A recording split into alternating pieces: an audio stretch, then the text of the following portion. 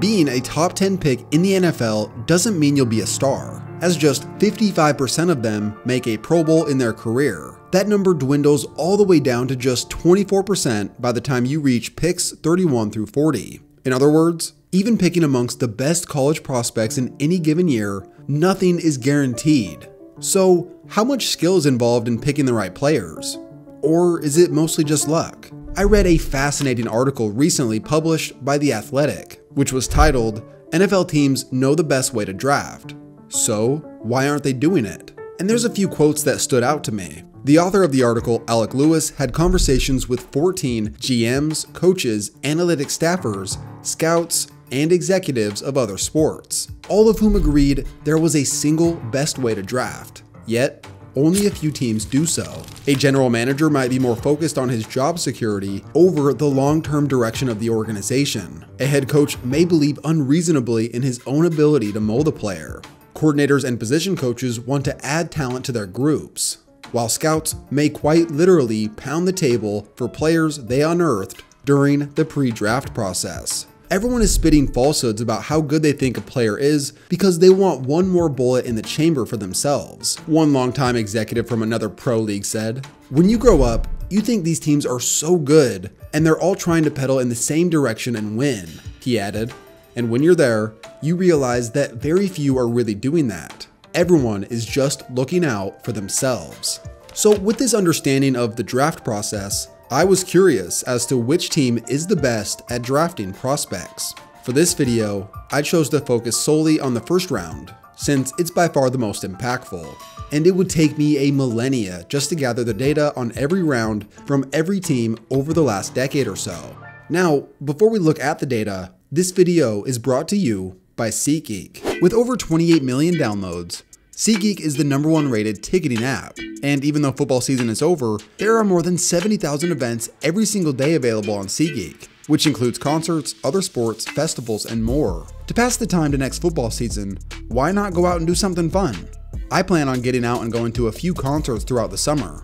Plus, it's so easy using the SeatGeek app.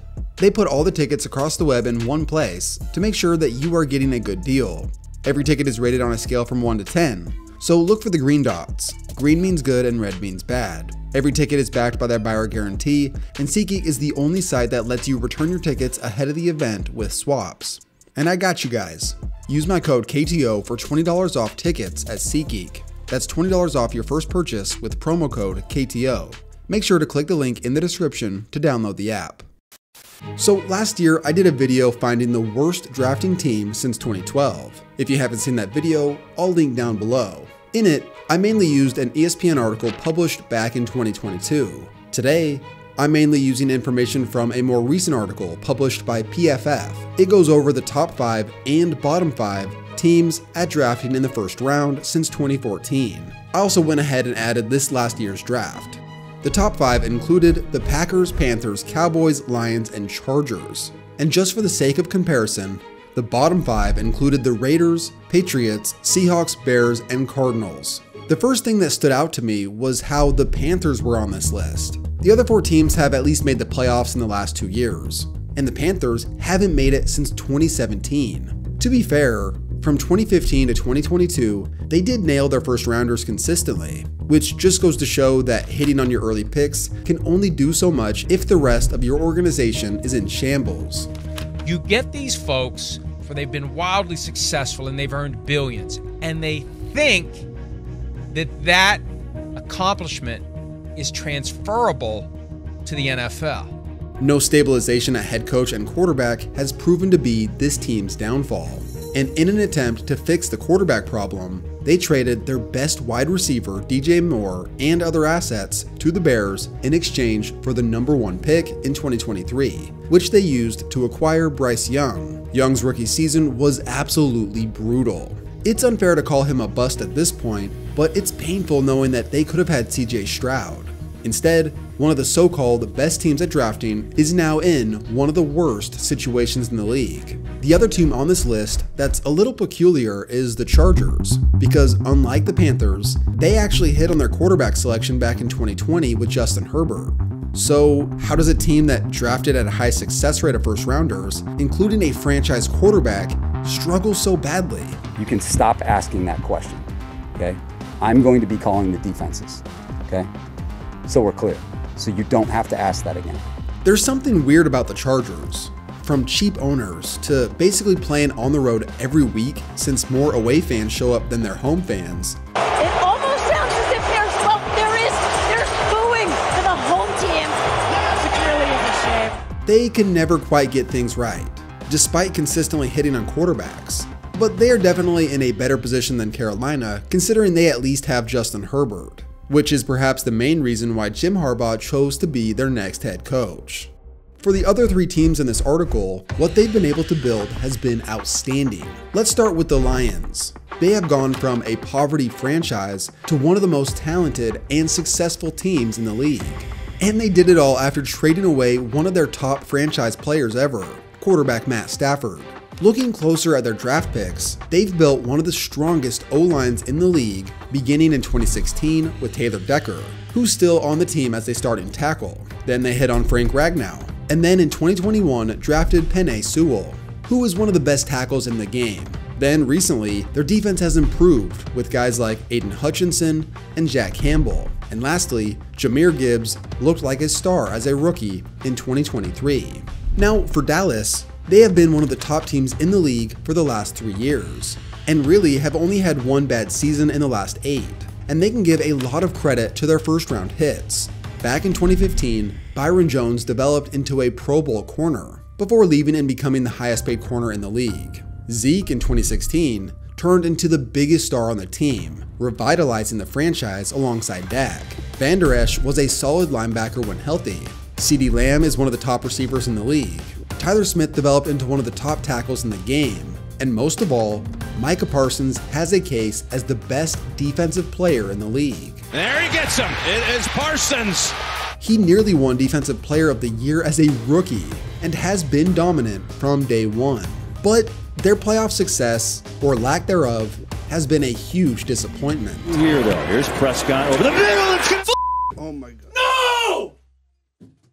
Which was evident this past season versus the team who I feel is the best at drafting first rounders. The Green Bay Packers are a factory for homegrown talent. Because they are located in Wisconsin and have the smallest market of any NFL franchise, Green Bay isn't recruiting a ton of top free agents to come play for them. So they must hit in the draft in order to have success, which they have done at an amazing rate. Every single one of their first rounders since 2016 is still on the team, led by guys like Jair Alexander and Kenny Clark, who've each made multiple Pro Bowls.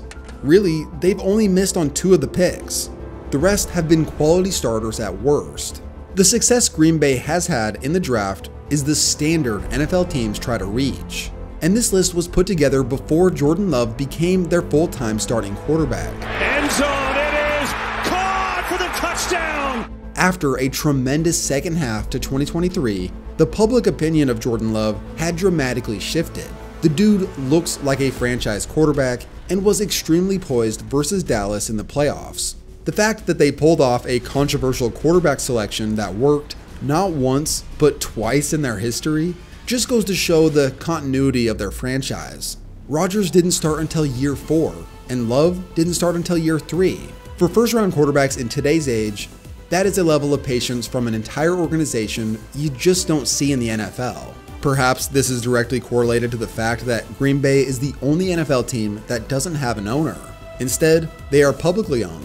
Owners often step in and force their hand due to impatience, which can completely derail a franchise's chances of success. Now, even though the Packers are the golden standard when it comes to drafting first rounders, there's a few things that I felt needed to be pointed out.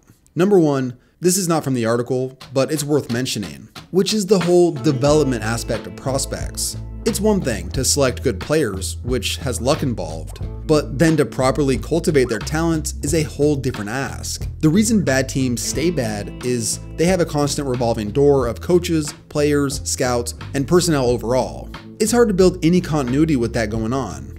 It's chaos for many players involved, and all the effects of the instability compounds. Almost no player can overcome chaos around them, since this is a team sport. Would Patrick Mahomes be an MVP level player if the Browns had drafted him back in 2017? My guess is probably not. The second point is this PFF article isn't a perfect demonstration of value. For starters, I know PFF has a system in which they grade talent, but I'm not sure how this article quantified each player's value.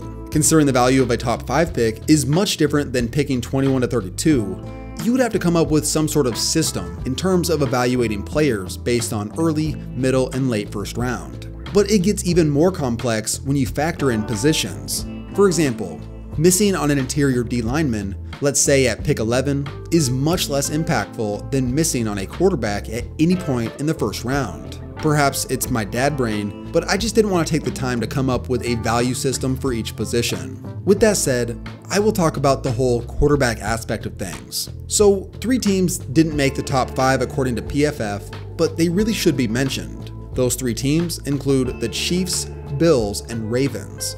Each of these 3 have not only drafted well in the first round since 2014, but they've all hit big time on their quarterback selections, producing MVP level signal callers. Compare that to the Panthers, who made the top 5 list. Of course, this was before Bryce Young ever played a snap, but regardless, I just don't see how their last decade of first rounders is more valuable than the Bills, Ravens, and Chiefs. Now look, there's obviously a lot more to team building than just first round picks, including that those teams have better stability than most. But if it was between consistently hitting on first round picks, but none of them are quarterbacks, versus hitting less consistently, but one of the picks you do land on is a future top tier quarterback, I don't think it's hard to make a decision on which one is better. 22-19 San Francisco. McKinnon is in at running back, first down and goal to go. Play action fake, right side throw, touchdown! Kansas City! McCall Hardman for the first time in 6,944 days. There is a back-to-back Super Bowl champion.